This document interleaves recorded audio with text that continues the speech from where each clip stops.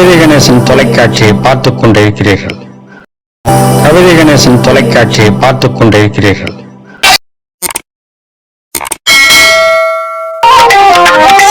தமிழே தமிழே வணக்கம், தாய் தமிழே எங்கள் முழக்கம். தமிழே தமிழே வணக்கம், செந்தமிழே தமிழரை.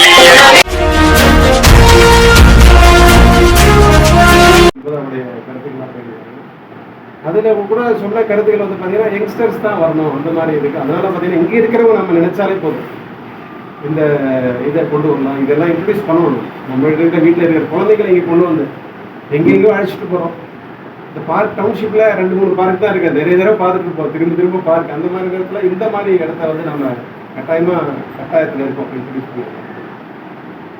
இந்த இடத்துல ஒரு முக்கியமான செய்தி, இவர் வந்து பார்த்தீங்கன்னா தாய் ஜெகதீஸ்வரர் வந்து எல்லா புகழும் இறைவனுக்கு மட்டும்தான். இங்கே நம்ம புகழ்கிறது நம்மளை வந்து மோட்டிவேட் பண்ணியிருக்காங்க நம்ம சொல்லக்கூடிய என்னுடைய கருத்து அதுதான். எல்லா புகழும் இறைவனுக்கு மட்டும்தான் செய்யணும்.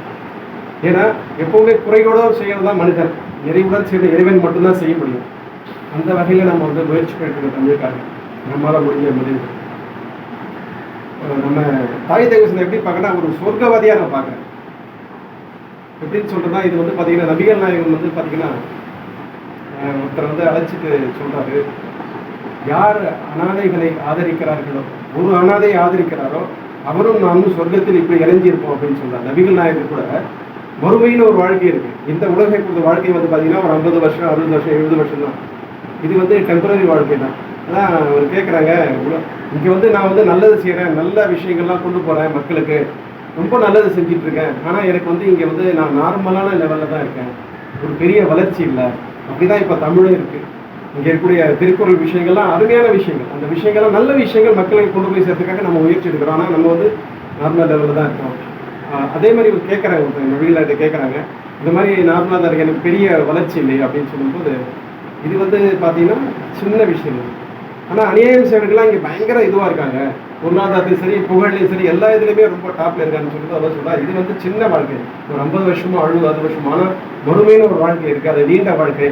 அந்த இடத்துல வந்து பார்த்தீங்கன்னா இறைவன் வந்து இங்கேயே அவங்களுக்கு கொடுத்து முடிச்சுட்டான், அவங்களுக்கு அங்கே கிடையாது. அங்கே வந்து பார்த்தீங்கன்னா அவங்க அனுபவிக்க போகிறவங்க நரகம். ஆனால் இந்த மாதிரி நற்செயல்கள் சேர்றவங்கலாம் இங்கே வந்து கஷ்டப்பட்டாலும் சரி, இந்த உலகத்தில் மறுமையான வாழ்க்கையில் பார்த்தீங்கன்னா அவங்க சொர்க்கவாதிகளாக இருப்பாங்கன்னு சொல்லிட்டு சொல்கிறாங்க. இந்த மாதிரி வந்து தாய் ஜெகதீஸ்வரர் பார்த்தீங்கன்னா நான் வந்து சொர்க்கவாதிகளாக நம்ம பார்க்குறோம். நம்ம எல்லாம் இந்த சொர்க்கத்தில் இருப்போம்னு சொல்லிட்டு அந்த நம்பிக்கையோட இந்த இப்போ நம்ம பேசணும், இதை வந்து இம்ப்ளிமெண்ட் பண்ணணும், அதுதான் முக்கியமான விஷயம். அப்போ தான் வந்து ஒரு மேட்டர் வந்து சக்ஸஸ் எக்ஸிக்யூட் பண்ணுறோமான்னு பார்த்தீங்கன்னா இல்லை.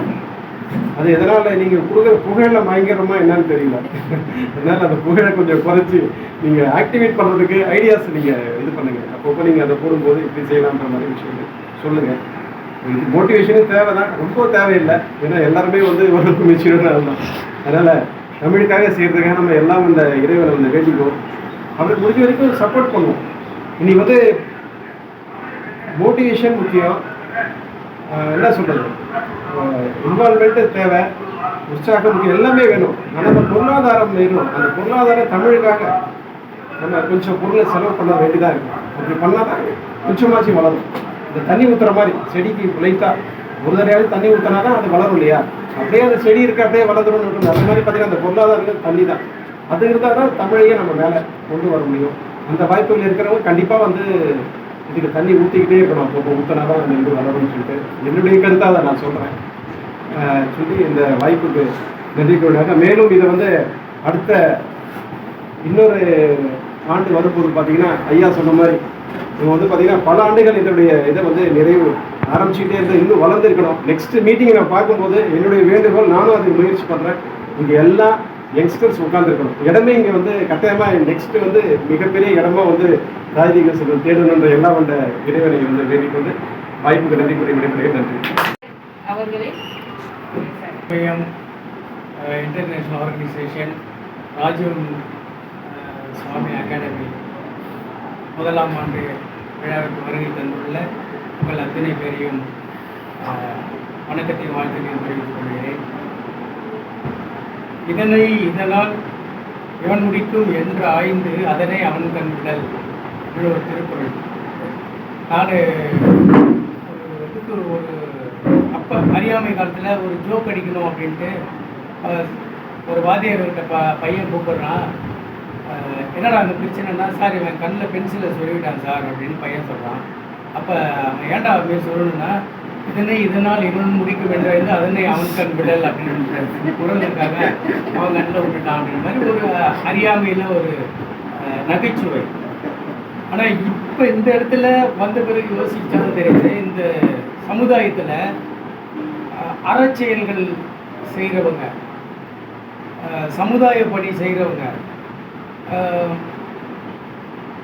ஏழைகளுக்கு இறங்குகிறவன் கடவுளுக்கு கடன் கொடுக்கிறான் என்ற வார்த்தைக்கு இலக்கணமாக திகழ்கிறவர்கள் எல்லாருமே பார்த்தீங்கன்னா ஏதோ ஒரு இறைவனுடைய ஆய்வில் தான் நாமளை தான் அப்படி அமைச்சிருக்காங்க. அந்த விதம் பார்த்தீங்கன்னா, இதனால் இவன் முடிக்கும் என்றாய்ந்து அதனை அவன் கண் விடல் அப்படின்ற ஒரு வாசகம் ஜெகதீஸ்வரன் ஐயாவுக்காகவே தான் அது எழுதியிருக்காங்கன்னு நினைக்கிறேன். ஏன்னா அவர் சிலர் சொல்லுவாங்க, அதை செய்ய போகிறேன், இதை செய்ய போகிறேன், இதை செய்ய போகிறேன், அதை செய்ய போகிறேன்னு சொல்லுவாங்க, செய்ய மாட்டாங்க.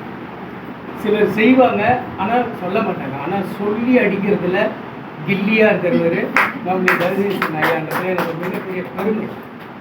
சொல்கிறத தான் செய்வார், செய்கிறத தான் சொல்லுவார். இதனால் இவன் முடிக்கும் என்றாய்ந்துன்னா இது மனுஷனை யாரும் ஆராயலாம். இறைவன்னா கிறிஸ்டினா, முஸ்லீமா, இந்துவா, சீக்கியரா, பௌத்தமா, அது இல்லை. இறைவன் ஏக இறைவன், ஒரே ஒருத்தர் தான் இறைவன். நாம் எல்லாம் அந்த ரெப்ரசன்டேஷனை தான் நாம் ஃபாலோ பண்ணிக்கிட்டு ஒருத்தர் சண்டை போட்டு அடிச்சுக்கிட்டு இருக்கோம். ஆனால் இறைவன் ஏக இறைவன். அந்த இறைவனே இப்படிப்பட்ட பணிகள் ஒரே ஒரு வேலை கிடையாது. அது எண்ணி பட்டியல் இருந்தால் அந்த டீராஜருக்கு போடுவாங்க பாருங்க, கதை, திரைக்கதை, வசனம், டைரக்ஷன், அது இது, அந்த மாதிரி அவருக்கு நிறைய செயல்பாடுகள். அதுவே எனக்கு அவர் இந்த புக்கெலாம் எழுதுறாரு பாருங்க, அதை நான் தனிமையில் கூட நினச்சி ரொம்ப யோசிப்பேன். ஏன்னா நான் இந்த